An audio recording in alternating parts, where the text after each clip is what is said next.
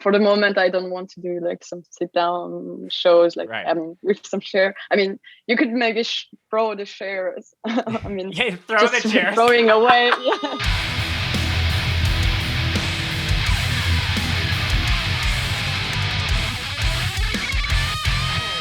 What up? It's Errol from Rot, and this is the Scoped Exposure Podcast.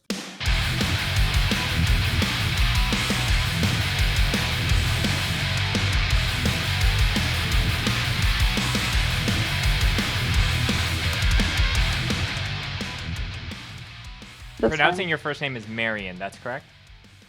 Yeah, Marion. Okay. I mean, in English, I mean, yeah. Oh, okay. Yeah, I think so your first name is pronounced a little differently in I mean, in French, it's just Marion. Marion. Okay. Well. Yeah, with the English accent, but you can say Marion. Okay. I mean, yeah, okay, cool. Doesn't matter. Well, other than Yeah. that, I think we're all good to get going. Thank you so much, everyone. Yeah, I think I'm good. Yeah, you're good? Yeah. Awesome. Yeah, no. Also, because of my connection, I don't know. Is it okay? I mean, No, there's yeah, no everything- lagging or stuff. Everything seems to be fine on my end.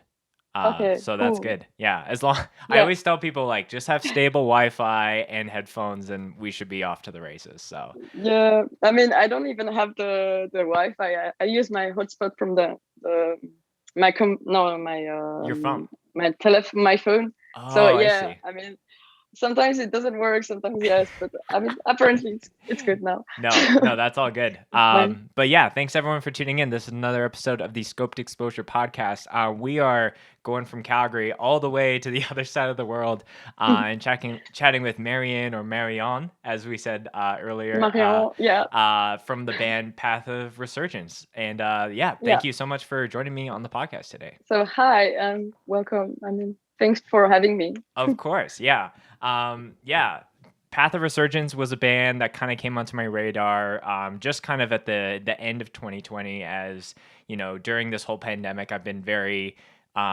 trying my best to be as active on like seeking out new music, and you guys put out a demo that really caught my eye, and have kind of been following ever since, and prompted me to reach out to do a podcast, and here we are. Yeah. I mean, that's pretty sick. We started not a long time ago, so I mean, I think in March 2020. So I mean, not a long time ago. Right. Yeah. Definitely want to chat about some of those things, because I think a lot of there's a lot of new bands coming up during this time, and we'd like to talk about some of the, I guess, the hurdles of like releasing music with not really globally shows in the mix of that, but as far as the people that might not know who you are, can you just give a proper introduction of where the band is based, what you do in the band, and then we'll start to get into the episode. Okay, yeah. So we're Path of Resurgence. Since we're from Switzerland, based in Lausanne, in the west side of the country, and we're all a bit not really in that city, but we have the practice over there, and we're a metalcore. I mean, I don't know how to classify our gender, but I mean, we're we're a 90s metalcore and hardcore with some influence, and I mean. And you said you do vocals in the band. Yeah, I do vocals in the band. Yeah.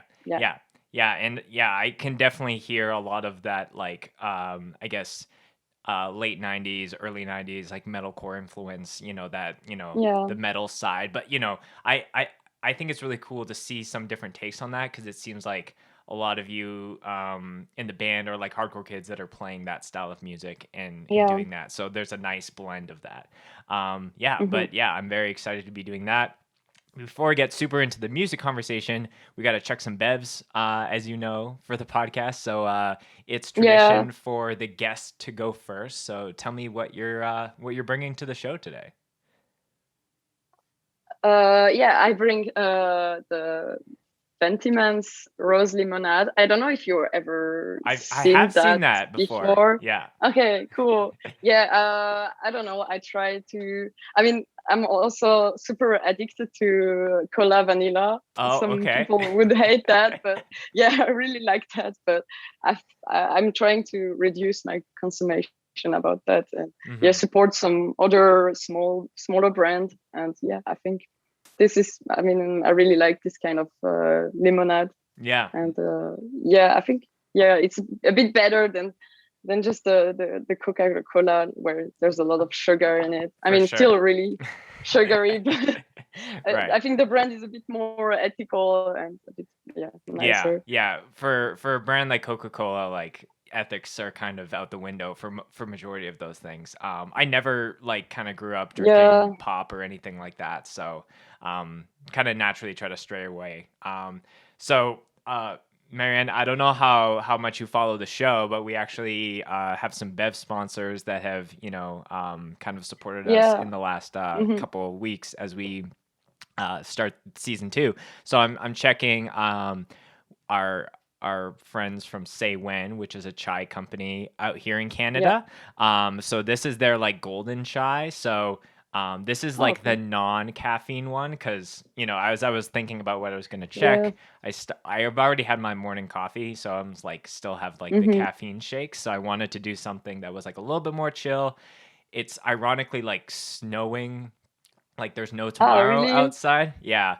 Calgary is terrible for, snow never like ceasing. It will always just like come and kick you in the face when you least expect it. Yeah. So I just have like a giant cup of tea to hopefully get through this day. Yeah, I guess. And it's early. I mean, not really early, but it's still the morning for you. So yeah, this is one of those like insane time difference episodes, because normally it's like I'm an hour or two behind, or my guest is an hour or two behind, but it's just before 11 a.m. my time, and it's close to 7 p.m. your time.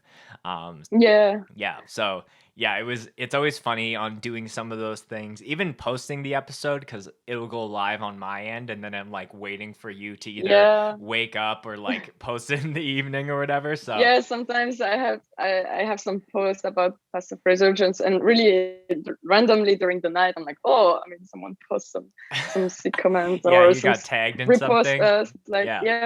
It's pretty cool. But that's always funny too. The time is always a bit different. Just out of curiosity, do you try and think about that when you're posting stuff for the band, as far as the time differences, like as far as like, we want to, like, we're trying to cater something to like the Western world or things like that? Like, do you think about that, or is it just kind of whenever you can you'll kind of post it up? Sometimes depends. Maybe for the release we thought about making it at one time where it fits to a lot of people in the world. Like, I think at 6 for us, so it's kind of like 12 for I think it's an 8-hour for time people difference. from US and some other country. But it's always a bit hard, so we cannot have to sometimes just post it anyways, and people will see it. It's even weird just within North America in general, because like there will be people who work in Los Angeles who are working with people from like New York or somewhere on the East Coast, and it's this 3 to 4 hour time difference of like, can I send this email at 2:00? No, everyone's already gone home for the day. So I can only imagine the extra difficulty that it is for bands from Europe or elsewhere in the world who are maybe trying to plan things, like, especially like you said, for a release for the North American audience as well. Yeah, that's true. So like we were saying before, Path of Resurgence is the band that you're a part of, but I always like to ask my guests, especially if it's their first time on the podcast, just like some context and history about how they got into hardcore or heavy music. So take me like back to the very first day that you heard, screaming on music, or like a breakdown or whatever, comes to mind for you. And that will kind of set the stage for the rest of the episode here. So I think for me, that was since, like a lot of people, I think since I'm a child, I really fast being really into like heavy music, like typical like Slipknot or I don't even know. Some more like metalcore band, and I don't even realize that I was listening to sometimes to some hardcore band. Right. But I think like at like 17, I got to a few like local show in my town in Fribourg, and yeah, there's a friend of me. He always organized some shows, and he brings a lot of people. I mean, a lot of bands from Europe, like also UK, like Higher Power or Guilt Trip, and he did some really sick shows, and really like I didn't even realize that was really like hardcore, but I got really you're just going to a music event or whatever. I just jumped in it, and I mean, I think since like now I was 18, and then I got really into that, and only going to this kind of show. And we have like a pretty, I mean, we have a really small country, but we still have quite a good scene, hardcore scene in there. We have like local shows, and we have a lot of different bands and different style of hardcore. And also that the funny fact is like the Switzerland is also like split into 2 different language. I don't know if you know, but like the West is more like is more French part, and we have a German part. I mean, they don't talk German, but they talk like Swiss German with a different accent and dialect. But so it was a bit split at some days. I mean, at some years ago, but I don't know how, but we could kind of do some connection between people, and now we have like a pretty good scene all together, and we have band from the French part and also the German part, and we play all together. And also we have also typically some big bands. I mean, bigger, I don't know, but bigger bands where they're doing tour and some bigger show. I think it's it's pretty interesting, like just to break down a couple things there. Like, I think Slipknot is almost like a guarantee that someone in our kind of age bracket is going to bring them up as far as being an influence, because I think we all saw a music video of theirs or heard People Equal Shit or some kind of one of those songs that really just like kind of pulled the curtain back at what heavy music is and could be. And then obviously Slipknot is like a metal band, but I think like they really set the stage for a lot of metalcore and hardcore bands ultimately just being interested in that. It is interesting to hear how you were saying about just like the different language barriers between the country. In Canada, it's like especially in Western Canada, like French is not as like, I guess, what's the right word to use? It's not as it's not like there's definitely people who speak French as their like primary language, but it's not like this thing. But as soon as you go to Quebec or any of those provinces and cities, it's like going to Montreal for the first time, it was so jarring for me to be like, oh, like I remember I was standing on the corner of a street on my way back to the hotel that I was staying at, and someone came up to me speaking in French, asking something, and I was like, "Oh, sorry, I don't speak French." And then they spoke in English. "Hey, do you know where this is?" And I was like, "Oh, sorry, I'm not even from here." So I like disappointed them twice. Just they're just trying to get directions. So I'm like, "Sorry, I'm an English tourist in a French city." So no. That's pretty crazy how just we're basically in the same country, but we have a different view of the country, and also like we don't even know like perfectly the region of the different region, like the Swiss German region. Right. We don't really know it. And also the language is pretty, I mean, we learn it at school a bit, just like the high normal German, I mean, I could say. And but most of the time everyone is forget it. And we arrive at the time that at shows now we're talking English all together. But I was gonna ask that. I know that seems to be something where you see certain bands that will like write certain songs or their entire album in their own language, but for the most part, if they're trying to break into like, the American or the North American market, majority of bands will be writing their songs in English. So is that kind of is that a weird thing at local shows for you, where you're maybe speaking French, like just like with your homies, like in between bands, and then you're getting on stage and you have to switch the language?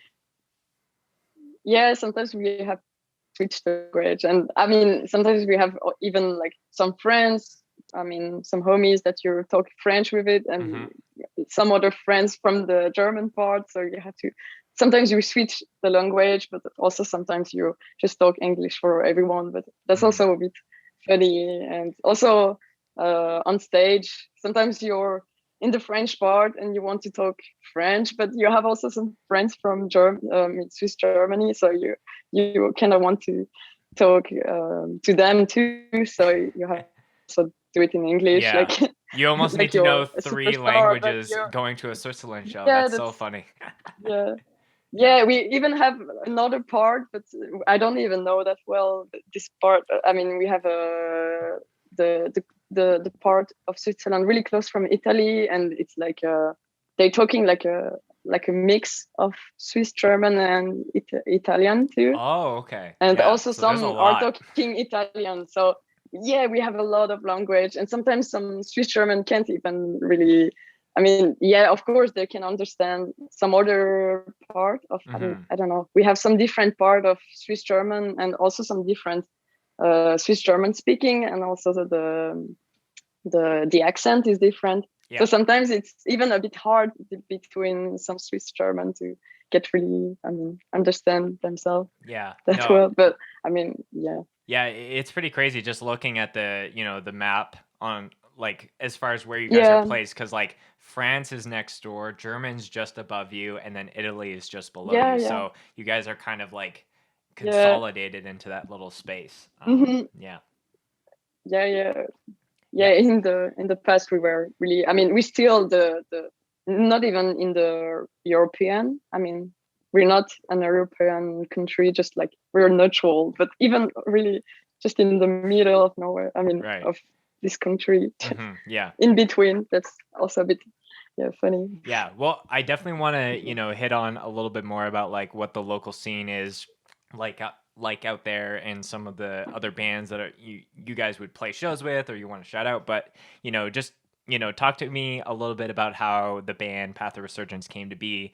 Like you were saying, you guys are a fairly new band, kind of coming out originally around the start of this pandemic. So I kind of want to talk about some of the hurdles that a new band has to kind of climb and conquer over. But just tell me about the idea of the band. Is this your first band, your 10th band? Break down some of those things for me.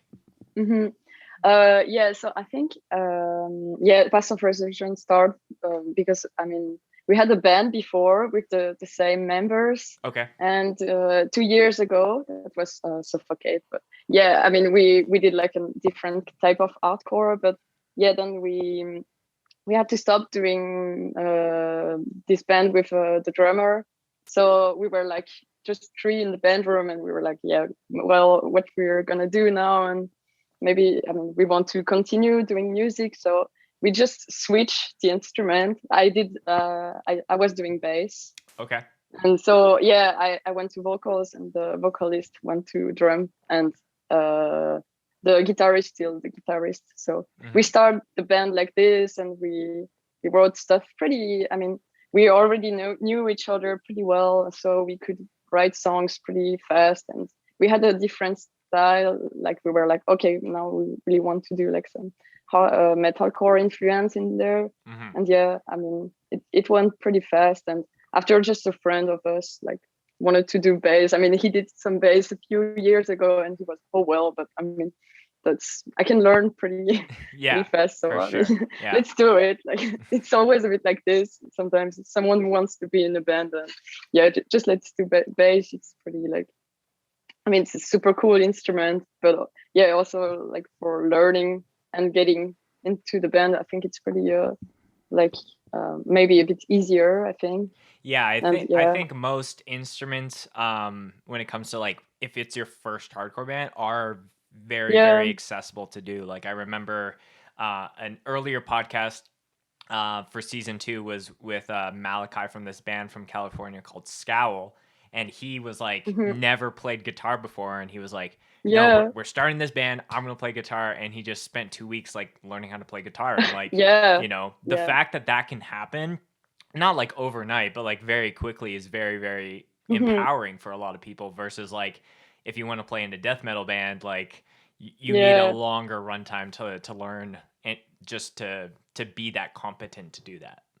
Yeah, that's true. Yeah, really. But yeah, I mean, that was pretty cool. I mean, we started really just before the pandemic, and that kind of sucks. But yeah, we had time to record some stuff and also like to put out a demo. And then I think during summer we could do a few shows.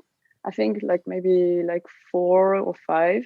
Right. I don't know. I mean, the government took some. I mean, we could do some show, even though that wasn't the good time to do that. Right. But, I mean, we were like, okay, now it's good, and we go for it and do as much show as possible. But yeah, I think after during winter we had to stop again, and we recorded the EP too. Right. And now. Well, just so I understand the timeline of everything. So you guys were writing stuff before the pandemic, and then when you guys announced the band, that was right around March, or like because the demo came out like in the summer of last year, if I'm remembering that correctly. Yeah. So I think that I can't even remember. Yeah, I think something in June.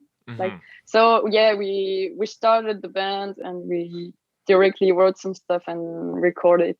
So yeah, it was kind of fast, but we had just the time to do that. Yeah, and we wanted as fast as possible, like doing shows and So but after, so when things started, like, did you feel any like pushback of like, hey, maybe we should like wait this out? Because like that seems to be the theme with a few bands, as far as like, you know, they record something and you know, like it's fine to like sit on it for a little bit and plan out the release, but like it sounded like, oh, we have all this time, you know, that like shows, you know, tours are getting canceled and all these kind of things, like let's just keep going. We wanted to really keep going. I mean, to if we were like living in the present moment, and we were like, oh, for the moment we can't do shows, so let's write some songs, and as fast as possible we can do let's do shows and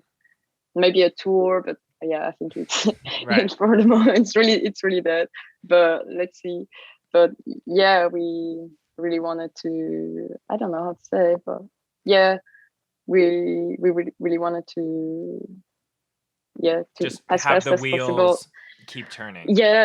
Right. Because we were like also like because of the pandemic, maybe we shouldn't like release too much stuff, or also wait a bit and work a bit on the songs. But we were like, but at least we have some content, not contents, but like we have something some material to showcase. Already. Some material, and let's see in the future how it's gonna be. But well, I definitely think, you know, like the demo that you put out was only 2 songs, but like that definitely the songs were good enough to catch my eye. And you know, like I threw you guys on the playlist a couple times, and then it was like right at the beginning of this year you guys put out Blinded by Desire, and then it was like just like, here's like a little like crumb or an appetizer, and then here's like the full kind of thing that you can chew on. So I think a lot of bands feel that, where it's like, okay, well, can't play shows. Do we release music? Is certain music going to feel older by the time we can play shows? But I do think being strategic off like I was saying before, you guys only had 2 songs, you know, so that probably wouldn't have, you know, if you only put that out until when like shows officially come back, then it would be like, what else is going on with this band? But you guys like clearly followed it up with something really great as well.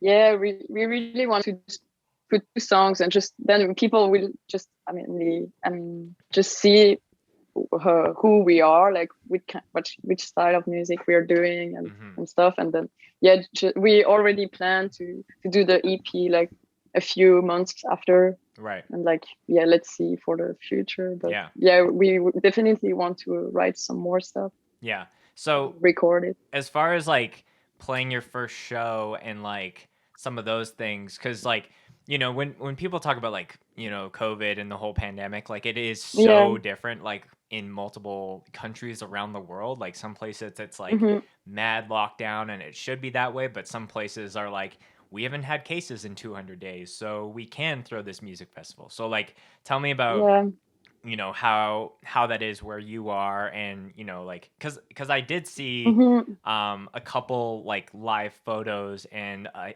think a video or two. So like, tell me about like, are shows happening there? Like, what's kind of the vibe right now? I have to remember a bit, but I think when COVID really like hit the whole country and like the whole world, we had to kind of have a like a lockdown, but it wasn't like obligatory. You could go to work anyways, and also like they had some restriction, and also the shops were closed, and a lot of stuff were closed. And after, I think during summer, we had a lot less cases, and I think they really thought that we could like we already had get a ride of it. But so we had like maybe 2 months for we could do some shows, but we were some restriction, like less than 50 people. Something like this. But I remember that we didn't had some mask on. I mean, we still had no mask, and but just like less people. And I mean, that was enough for a small and local hardcore show. And it's like 50 people. That's a great time. That's perfect. I mean, most of the time the local show, I mean, where there's not a lot of crowd, but only the homies, is always the best shows. And but I heard now we can actually do some shows, but only while being sit down. Like we have to So I mean, we thought about doing something, but I don't know if it's gonna work. I mean, like doing a hardcore show, like hardcore like live shows need that energy from the band to the crowd, and that mix of that. And you know, like I know a couple really. Even out here in Canada, there was like a venue back home that I really support. It's called the Park Theater. They were able to do some sit down shows. So, you know, they had, you know, their folk acoustic artists or things like that. But like any metal band that went there, I'm just like, this is just weird. It's weird to see this band like throwing their guitars around and everyone's just sitting. Like like even before the pandemic, you know, to see people just like arms crossed like was always so like lame to me. So I think it's like you need that live aspect. And a lot of like I've heard it as well from like a lot of hardcore metal bands. Like they don't want to do like pre-recorded sets or live streams because they need that energy to feed off of like to play to their best. That's true. I don't know, I mean, maybe in the future during summer we could do some show outside, but let's see. And I mean, for the moment, I don't want to do like some sit down shows, like I mean, with some chair. I mean, you could maybe throw the chairs. I mean, throw the chairs. Throwing away. Can we do the show if everyone starts sitting, and then when we start playing, everyone just when it starts, let's go. Throw the chair away. I love that. And that would be cool. But I think.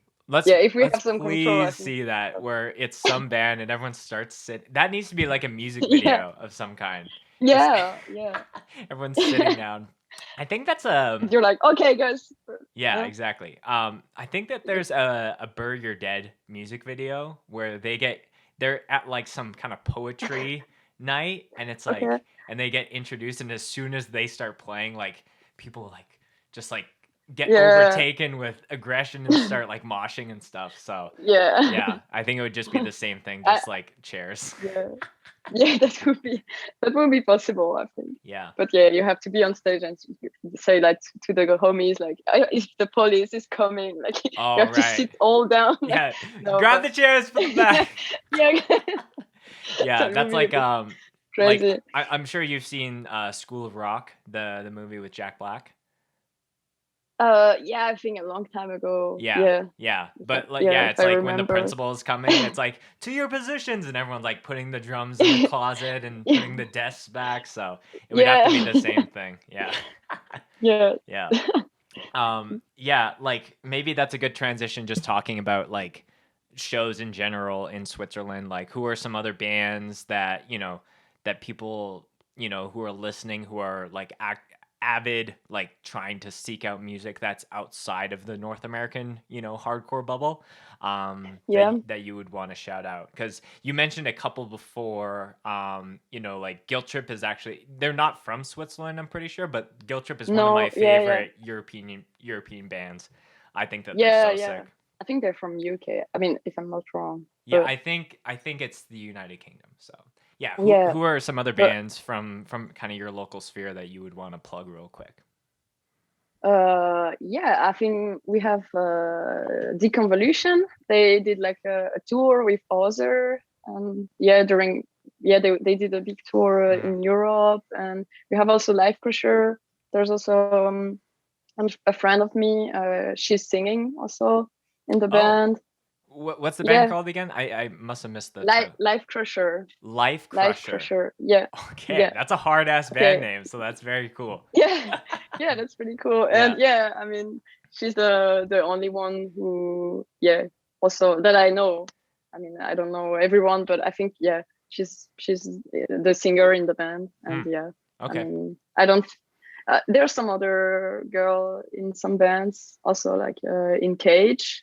Mm-hmm. I mean, I don't know if you heard them before. No, I don't think so. I want to make sure that I can jot down different things that I can look at after. I'm still getting over Life Crusher just being a super crazy band name. That's pretty cool. Yeah. There's. No, you keep going. There's Deconvolution and Fever Dreams. Also, I've heard of Fever Dreams. Yeah. Mm-hmm. Yeah. Cool. I think there's also a Fever Dreams in the US. Okay. So maybe. Yeah, that's the thing. Maybe. Yeah, I didn't even know that there's actually a Fever Dreams in US, but they also have this name. Are they also a hardcore punk band, or are they the same genre? Yeah, hardcore. I would say almost. No, I don't want to say some shit, but I just always find it funny when certain bands who are maybe not in that heavy music sphere have the same name, and they get so like high and mighty, and they're like, I'm gonna sue you because I own the rights to this band. Like, I literally got a YouTube comment because there's a band from Alberta here called Tarot, like Tarot, and then some dude who plays in like stoner butt rock band was like, I'm gonna sue you. I'm like, this is not even my band. Like, you can message the band, but some of that is just so weird to me. Speaking of Switzerland bands, I know a band that kind of like really seemed to move a lot, and this is more in like the beatdown space. I think Paleface is from Switzerland as well. Yeah, that's true. Yeah, there's Paleface. I mean, I think they're really they're pretty big. I mean, I don't listen to them, but I think they're getting pretty big now, and they do a lot of tour, I think. Yeah, it was kind of. I think that they had some viral like songs, just like with different people reacting to them and things like that. Mm-hmm. Like, so I always think it's cool just to have if anything, that's just more attention to your country, and then people that are fans of multiple styles of heavy music can find you guys and a number of other bands as well. So I think all the efforts are a net positive. So no, I think that's cool. I think sometimes in Europe, I think not a lot of people are taking Switzerland like really seriously with the the bands that we have. Mm-hmm. I mean, no, I'm pretty sure. I mean, in the hardcore scene, I think yes, but I think in the basic music, if I can say, sure, I don't know. Yeah, they sometimes we forgot a bit. Sometimes the bands from Switzerland, I think. Do you think that's because you guys like country wise are so small and kind of tucked away? Small and I think but I guess that's kind of true. We are a small country, but I think we have some cool bands. And, of course, I I mean.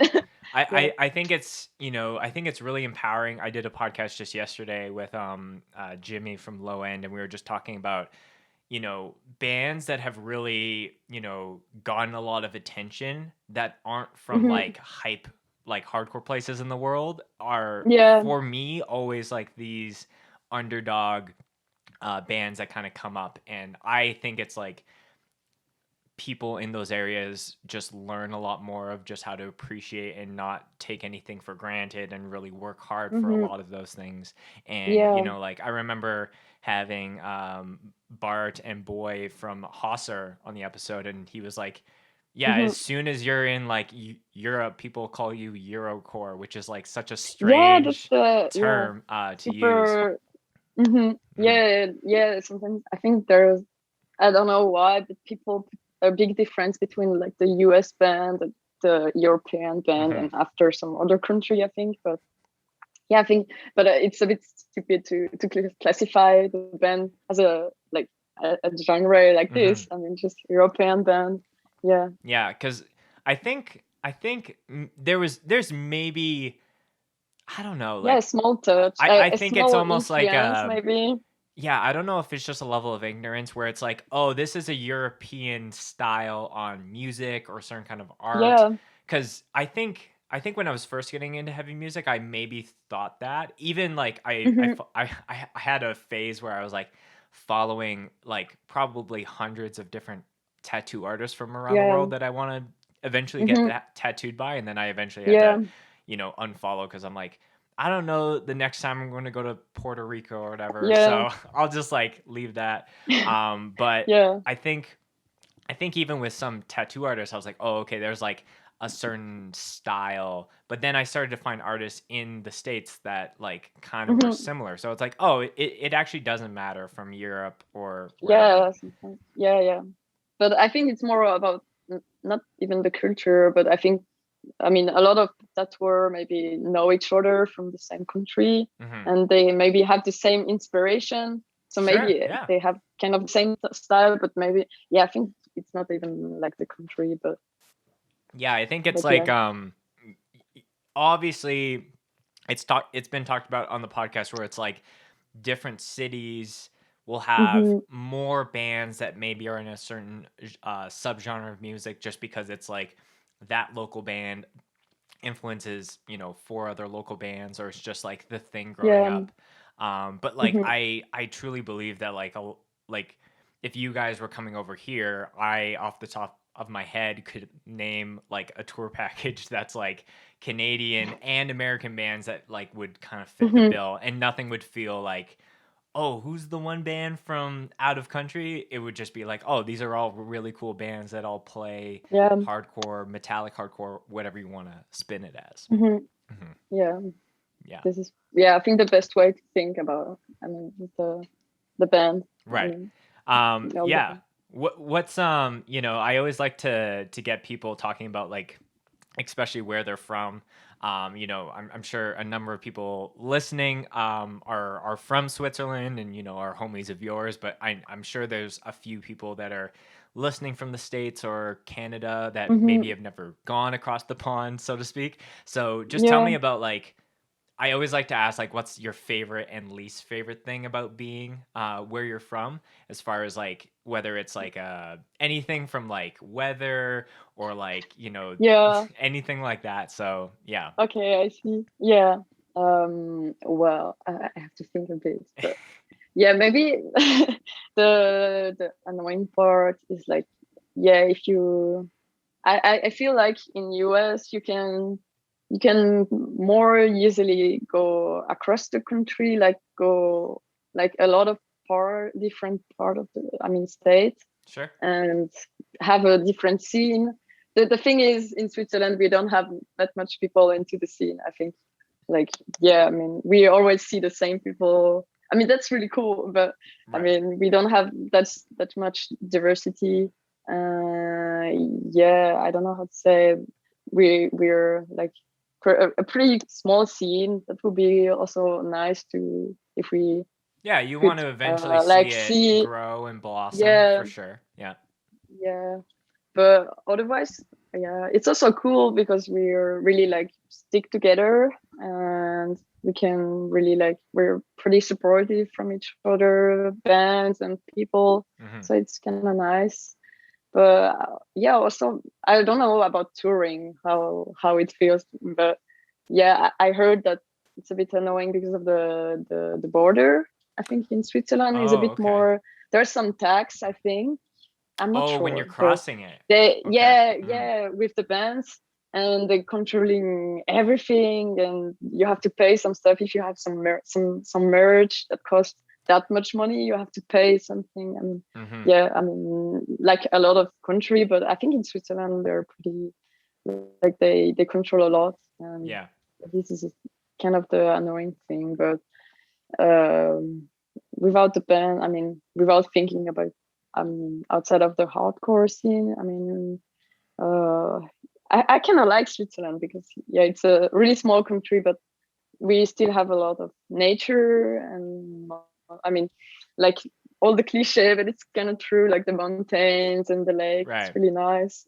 Yeah, no, sometimes we don't even realize that we are pretty lucky to have all of this. Oh, for sure. Yeah, especially for someone, I grew up in Winnipeg, Manitoba, which is like the dead center of Canada, the flattest lands. Like, the joke is that you can if someone stole your wallet and ran in the fields, like you would see them running for an hour. Like it's so flat. But like I'm moving to Calgary, and we're like maybe 45 minutes away from the mountains, and I see them every day when I'm driving around. It's like it's such a night and day difference. So like, like I was even talking with a coworker last week about like the access of just like it's Sunday and it's a nice day and you want to go for an afternoon hike and be home by 2 p.m. is like so uncommon especially for a lot of, different Canadians, or even just Americans. Like, lots of people grow up in the Midwest and they know that flat landscape life or whatever. Yeah, I can imagine. Yeah. But I saw on your Instagram that you're like pretty avid on like, going out for adventure time and, seeing different things. Yeah. And it's definitely, something where, me and my wife are like kind of adventure nerds like that. And, Switzerland has been on her list for years. Cool. To eventually go out. Yeah. Oh, that's cool. Yeah, I think it's definitely worth it for going into like some cool mountains or just some nature. There's a lot of cool and nice stuff, and really like close from each other. You just have to drive. I think you can cross the whole Switzerland in say 6 hours, I think. Oh, okay. And so since I think the west to east, you can just cross it in 6 hours. That's pretty gnarly, honestly, because if you're going, because Calgary is kind of here and our next major city is north of us, but if you're going east to west to another major city, that's about 6 to 8 hours. So, for any of the Canadian homies, if you're driving from Kelowna to Regina, it's about the length of Switzerland to do that. Okay, yeah. That's pretty crazy. That's cool. Yeah. Okay. What's one of your favorite places to go, whether it's for a hike or a day trip or whatever, as far as like, if you knew, COVID blew up in a sense and you had one more day to live out the rest of your life, but wanted to spend it wisely, where would you be going? That's kind of hard to say.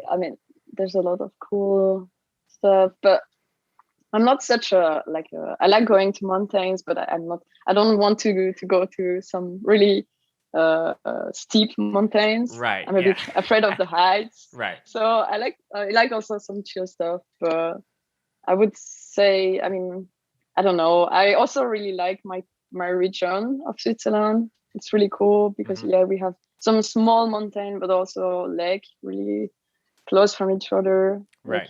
I don't know if I have to say you could really drive city, anywhere and it would be good. Yeah, no, that's very cool. That's the thing. Yeah, that's awesome. So let's quickly switch back to, I guess, the latest thing that you guys put out this year, the EP Blinded by Desire. You know, the artwork was like, as soon as you started to tease like the blue kind of like acrylic painting, I was like, okay, there's gonna be something here. And you know, I think the overall artwork really fits the, you know, the name of the EP as well. And I was like writing down, I'm like, oh yeah, like let's talk about that. And then I realized that like you are an artist not only with music but with drawing and painting and things like that. So did you make the artwork for that EP? Yeah, I actually did it. Yeah, I actually painted. I mean, we planned to do like some really always some DIY stuff with the band, and I don't know, I don't want to call myself like an artist because I don't know, I just do it for pleasure. And I don't expect something from it. So I mean I was thinking like we could do this artwork, like I could do it on a canvas and just like let's see, like I mean, at the beginning, we didn't even knew what we were gonna like just paint. I mean, what I wanted to do on the artwork. We just said like all the colors, and I was like, okay, I'm gonna buy all the paint. Oh, you picked the colors first before what it was gonna be. That's so funny. That was pretty funny. I was okay, guys, what I should do? And they were like, yeah, just do this color and this color. And I was like, yeah, but what I'm actually gonna do? And they were like, you're free, so just do whatever you want. And I don't know, I always felt pretty inspired from, I don't know, those band, more like grungy band. They have like those kind of canvas and with acrylic color, like a bit more. You sometimes you can't even really see what's on the canvas. I mean, what's on the painting. But I start to do just the blue. I don't know how to say the background or the blue background with the small parts of different blue. And after I was like a bit, during 1 month I was like, I don't know, I really don't know what to do, and I was really scared to start. But then I talk about, I mean, I wanted to talk about something like, we already had the name of the EP. Okay. And then I thought about doing like this person. It's not like, I don't even I don't know how to say, like this non-gender person. Yeah, and just like sure. With only the last color with the pink in the middle. I don't know. No, I think it's a very strong piece of artwork, because like I think I've seen a lot of bands that do like certain artwork that are, I guess, like safe bets, if that makes sense. So it's like, here's like the black and white with like an image and like the band name or whatever, and like sometimes that works for the style of music. But I've learned and appreciated more artworks that are kind of like, there could be multiple colors in it, but it's usually one theme of color, or a couple colors, because nothing is worse than like looking at something and it's just so many different things going on. But because sometimes like when you're describing an artwork, it's like, oh, the one with the like, and you name one little aspect, and some people are like, oh, the red album cover. So it's almost like prepping for an easy description of that, but there's still a lot of work and effort that clearly went into it. Yeah, that's true. We really wanted to do like something a bit different, just like black and white cover, and just like do something like really DIY. And first I wasn't sure to do like the artwork, because I don't know, I don't really believe in myself. So I was like, I don't know if I want to put it like on the EP. Right. First And then after I was like, yeah, fuck it, and just like try, and if it doesn't work, let's do like let's find out something else. Yeah, I know some people like who are artists, whether they're tattoo artists or they just do art on the side, that are like I like what I do, but like for my band, I want someone else to have the ropes of that. But I do think having all of that ultimately in-house, especially, it's not like you have to do every single artwork going forward for the band, but for that, instance, you guys tried it, and I think it clearly worked. And I have to applaud you for that, because it looks awesome. Yeah.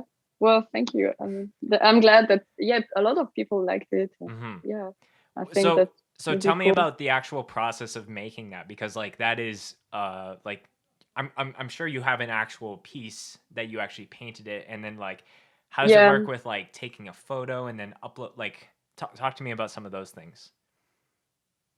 About taking the picture. I mean,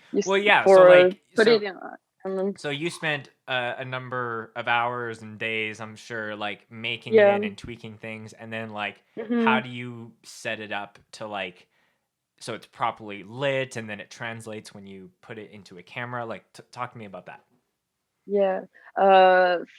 First we wanted to scan it, but but the scanner was too small.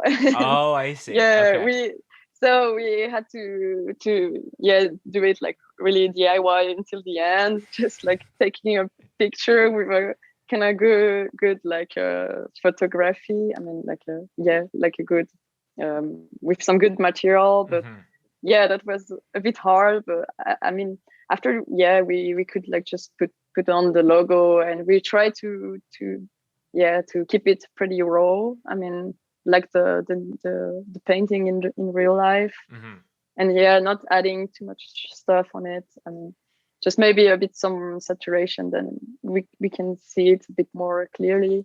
Yes. And yeah, that's very cool. Like, I'm guessing you still have the original piece. We actually did a raffle from it. Okay. Yeah.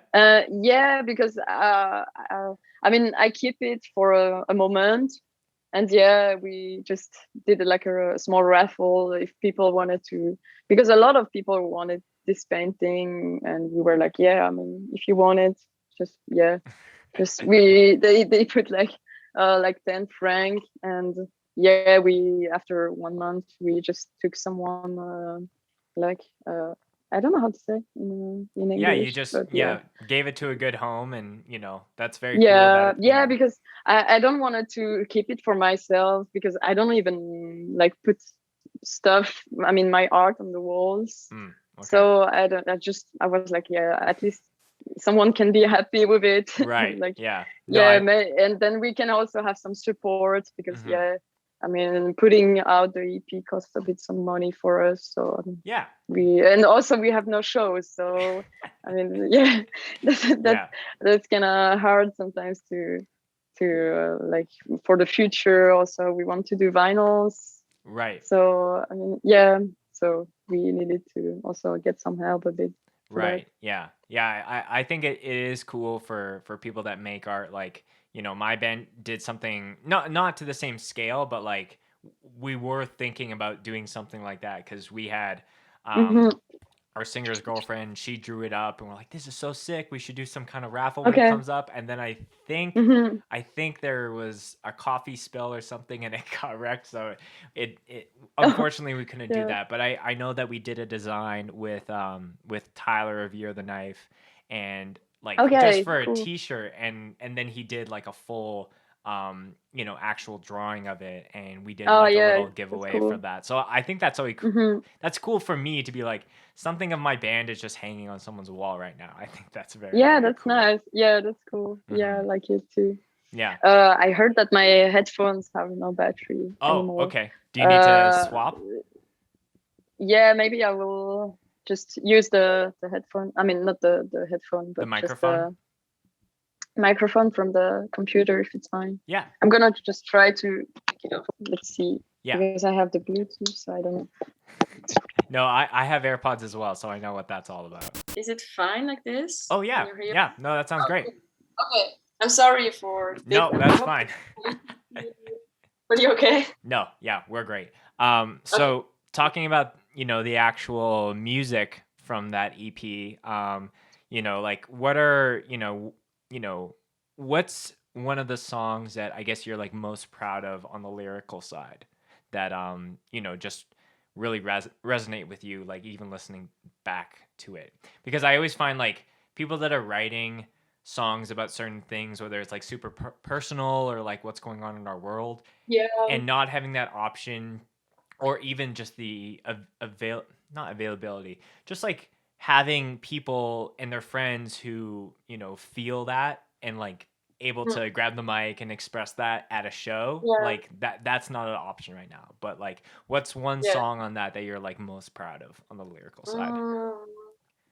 Yeah, I would say Pass of Resurgence. I mean, basically the song.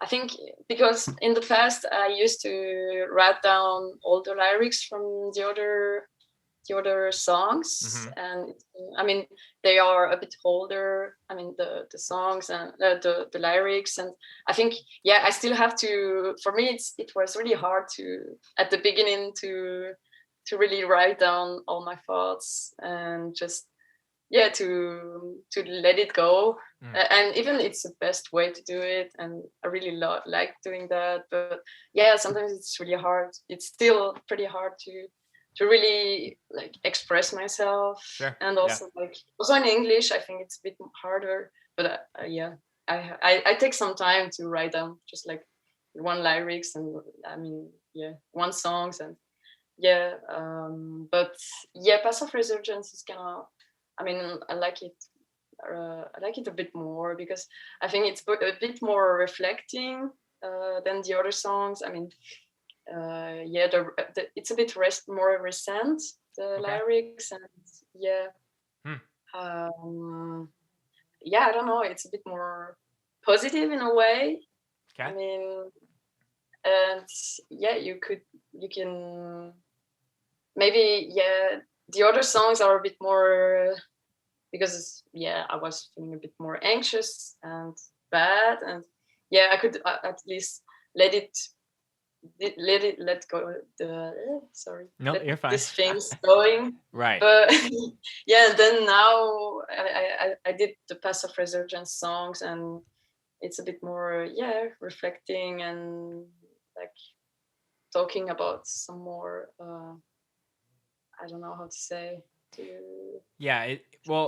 And was that intentional in the sense of like having it at the end of the EP versus like somewhere in the middle or at the very beginning, to like have all these like songs that are talking about other aspects that are maybe more, like quote unquote negative, or like angry or anxious, or like you were saying, but then having the closer of that kind of be the letting those things go in a way? That was really, I wanted to put it at the end because I think it ended pretty well, the EP, in a more positive way after all the other songs that are a bit more in an angry way. And I wanted to that it's more reflecting about or feeling bad. And I think that's an interesting thing, because I think hardcore, a lot of people can just write it off as being like, oh, it's just a place where people like let their anger issues out, whether it's like through moshing or whatever. But like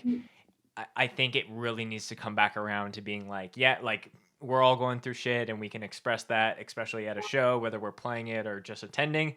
But we need to have that positive outlook once we leave the room and go and take that out into the rest of the world. So really.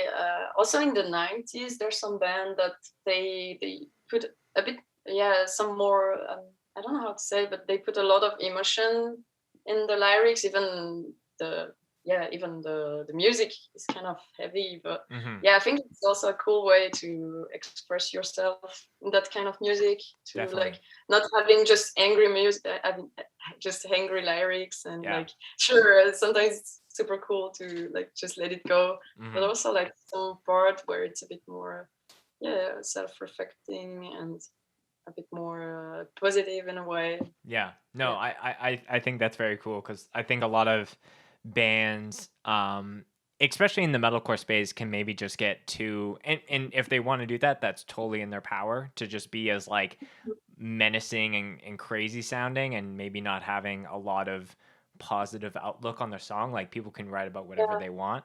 But I do think, I personally connect with bands a lot more once there's something that applies to my life and there's that like I guess that like personal aspect to it. For sure. Something else I wanted to chat about, when it comes to the actual band. I know I'm not sure of the name who is playing bass, but your bassist also film shows out in Switzerland and some of those things under Third Eye Cam, I think his Third Eye Cam. Yeah, he actually has a YouTube channel. He started, I think, 1 year ago. But now not a lot of shows. And I only wanted to bring that up just because like Scoped like started as like filming live shows and documenting what's happening in Western Canada and other places around North America, and obviously because none of that is going on right now, this podcast is kind of how we've shifted and adapted to still be doing cool shit and growing. But yeah, I think I found out about him just like because I always love people who are doing something similar to me in just different parts of the world, because I'm sure similar to like Hey 56 is without a doubt like what kind of inspired me to kind of start doing that. And I just like having my pulse on like, oh, like there's David Tan Films who films out in Scotland and some of those areas, and then there's 197 in California, and then someone else who's doing stuff like drum cams, doing like multicam editing. Like it's more than just here's my phone recording. No, that's cool, and I'm really glad for him that he like did a step forward, and he was like, oh, okay, let's do this. And I don't know, I think also like he could like really like also not promoting but showing the hardcore scene in Switzerland, how it is, and like like we talked before, maybe like people can see that there's actually like a nice scene, and also like there's some shows happening. That's going on. That's the ultimate thing with what I do is like putting eyes on our scene and the bands that are coming. Like I know just off the top of my head, I know a band that I think I had found out through I think once I learned about Paleface, I think that they were plugging another band from Switzerland called I think they're called Drill. Drill. Yeah, and then I was like, when I was on, what's your bassist name? Just so I'm not just saying his YouTube channel. That's Tim. Timothée or Tim. Tim. Okay. Yeah. So Tim, I was on his channel. I was like, oh, there's like, he's got a drill live set. He's got a drill drum cam. And so again, that just like pushes it further for someone, on my end of things to be like, hey, here's Trench, which is like a cool band from Alberta. Oh, there's drum cams, there's live sets. It just like puts more opportunities to doing that for people to learn about that region and those bands. So no, I think that's very cool. I'm really glad that he's doing that now. And I wanted to ask, like, when you guys are playing, because that's always something with my band where I'm like, okay, like I need to play. So who holds the camera while he's maybe playing bass? Yeah, most of the time. I mean, no, we didn't have that much show, but I think 3 times he just had a friend and he just did it like I mean, like as he can, and that was pretty cool to still have some like video from us, and also that's cool from the beginning, so that we could maybe like see how it looks from behind, like from the crowd also. Right. Yeah.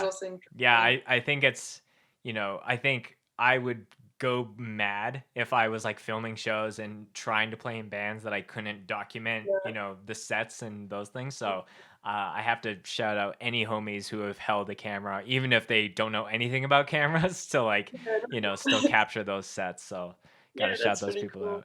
out. Mm-hmm. Yeah. So as far as like, you know, you guys put out the EP, put out the demo, and now it's kind of like you know, it sounds like there's some ideas for doing like vinyl, like you were saying. Like, what else is coming down the Path of Resurgence pipe that you can share for fans of the band?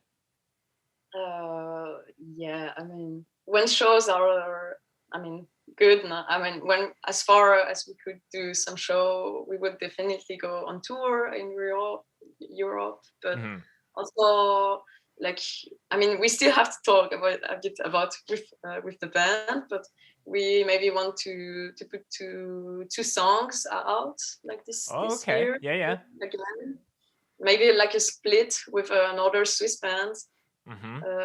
Which is called Affliction 80. Oh, okay. So you've already picked the band. So no, that's very cool. Yeah, I mean, there's friends, and the drummer is basically the singer of the other band. So okay, I got you. So there's a little bit of sharing of members there. Yeah. We wanted to maybe put something out, and yeah, I mean the guy who recorded our EP and demo, he's playing also in this band. So yeah, we wanted to do like maybe like a small trade. I mean, do like a split and like. Yeah, we still have to plan that. Yeah, of it's course. Not for sure. yeah. We definitely want to put some other songs out, but sometimes we don't want to put it too fast, because maybe, I mean, it's not a long time ago that we put the EP, right? So maybe we don't want to that it's too much like people forget it too fast. Yeah. So let's see. Maybe that in this end of the year, I would say, but let's see. Yeah. We also talk about the video clip, but let's see. I'm not even sure if we can do it or not, but it can be also nice. But yeah. I'm not even sure about the video clip. I mean, I don't really like when it's like camera right on my face and stuff, like showing myself, but maybe, I mean, that's a bit funny to say. You just have to light it differently, so it's like your face is all like, you know, it looks like you're in a drama movie, and you're like, you just see the mic or whatever. Yeah. No. Yeah, I can maybe also figure something out. Yeah, I'm sure Tim has a couple ideas turning in his video brain about what you guys can do. Yeah. Yeah. No, I think hardcore bands in general like really overthink music videos. Like, you know, when my band started, I was like, we need to have a video because it's just another way to kind of put our music out in a different format. So, you know, just even if you're like, that music video for us, I'm like, we're gonna be in a white space, and we're just gonna play, and we're just gonna like do what we do, and you know, it's just gonna be showcasing the energy. It doesn't need to be this big, here's the story aspect and here's the thing. Like, you know, like if a band like Spine, like who's like a power violence band from the States, will do a video in their own style, like it's really cool. I remember watching it, and all it is like this drone like flying over this like really snowy kind of environment, and then it kind of pans down, and there's like, you know, someone who was like murdered on the road, and then it like, the song I think is only like a couple minutes long, but it's just like, it's their own way of doing a music video versus like, you know, no one is expecting every hardcore band to play in the forest and, you know, do the really corny kind of shit, you know. Yeah, and it's super hard I think personally to not being too much into a cliche of like something like with the video clip, because there's so many video clip, and it's also hard to have their own personality on the video clip, and their own style. So, do you have a favorite music video that you either saw growing up, or, you know, one that still stands out? I don't really look that much the music video, to be honest. But I really like it's really simple, but the music video from Cage Existence. Oh, okay.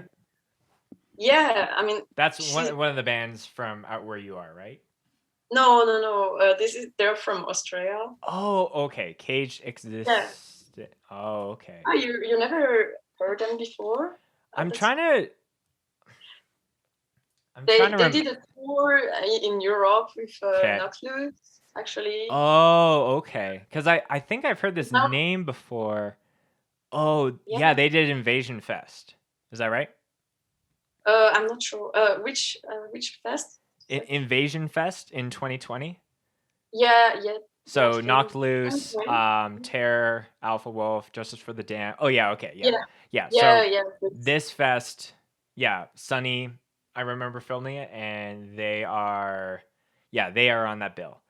I have seen some, because I remember when Sunny filmed that, and he put me on to like a ton of cool bands from Australia, like Justice for the Damned, Crave Death is another cool band from there. I think I was like, I've seen that name before, so maybe it was like a set that he had posted, but I've never seen them before. Yeah, sadly they're not playing anymore.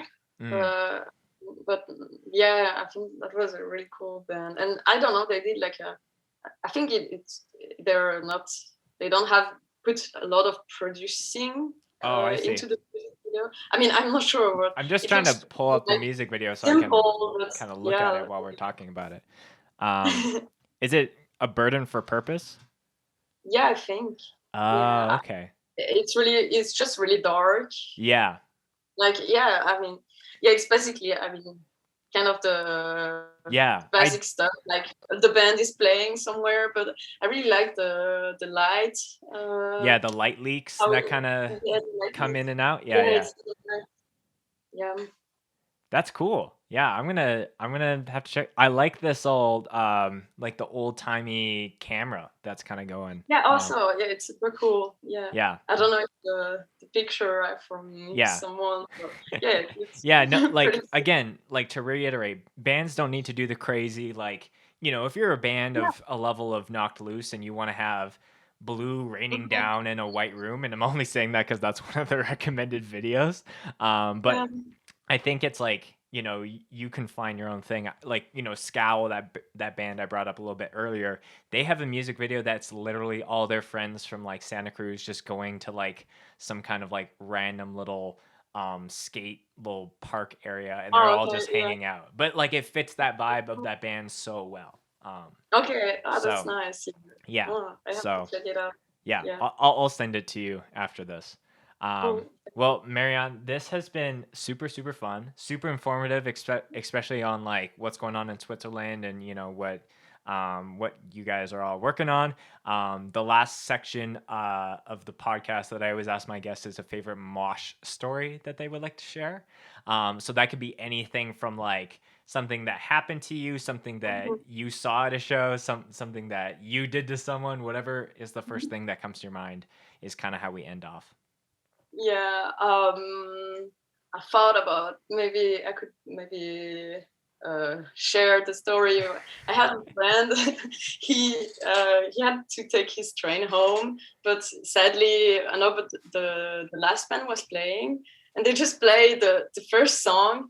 He was like just like in the mode, like, oh fuck it, I'm just gonna mosh as much as I can and just leave to get my train. I mean, get my train home, and he moshed so hard that he just like broke the nose of, I think actually, I mean, the singer of Paleface. I'm not even sure, but he was bleeding everywhere, and he just had to leave for getting his train, and I mean that was like pretty funny, but also like at first we were like, what the fuck, he just leave like this, but he just had to take his train, and so he was on the train just with a bloody nose, or No, he punched. Oh, he did that to the someone guy else. Oh, at the okay. show. Yeah, and he had just to leave right after the first song, and like, yeah. He's like, And yeah, I he- gotta go soon. Oh, I'm gonna mosh insanely hard for this one song, and then Yeah, just the last song, and the first song, and just he just punched someone and leave. But yeah, he didn't even realize. I think. Yeah, I mean, he told me later. That's funny. But, Just like, that was all right, see you pretty- guys later. And then he's like on the train getting the text. He's like, motherfucker, you broke my nose. Yeah, that was really, really weird, but also pretty funny. Yeah. And yeah, I don't know. Otherwise, there's a lot of sometimes, but I think it's pretty like almost like a tradition when the merch table is like also like pushing away because of all the people who mosh. Oh, sometimes. okay. Like Yeah. it's moving as the show gets crazier and crazier. Yeah, and people are just going to the merch table, like hitting it. I mean, I don't know how to say, but like they're just moshing there, but, like, Right. for no reason. I mean, yeah. Yeah. Well, like we were saying at the beginning of the episode, whether you're at a show and sitting down and then you start moshing with the chairs immediately when the band starts, or moshing with the merch table is like I hope that when shows do come back, obviously this podcast is going to keep on going, and I hope we have some crazy mosh stories. First show back, it's like, oh my gosh, I need to jump on the podcast with Spencer and tell. Maybe we make one episode that's just like people telling. Just about that. Yeah. I've honestly thought about having and people in the comments can let me know who've made it this far, about having like a phone line that people could just like leave voicemails of like crazy mosh stories, and we just listen to them and then like maybe call them back and ask them follow-up questions. So yeah, we'll have to see. Well, Marion, this has been again super fun. I'm really excited to see what the band is doing as we kind of progress throughout the year, and hopefully there's an opportunity in the future, whether I'm coming over there to film a show, maybe with Tim, do a little multicam kind of thing. Yeah, I'm sure he would be down. Oh yeah, I'm down. So if he is, we'll make it happen.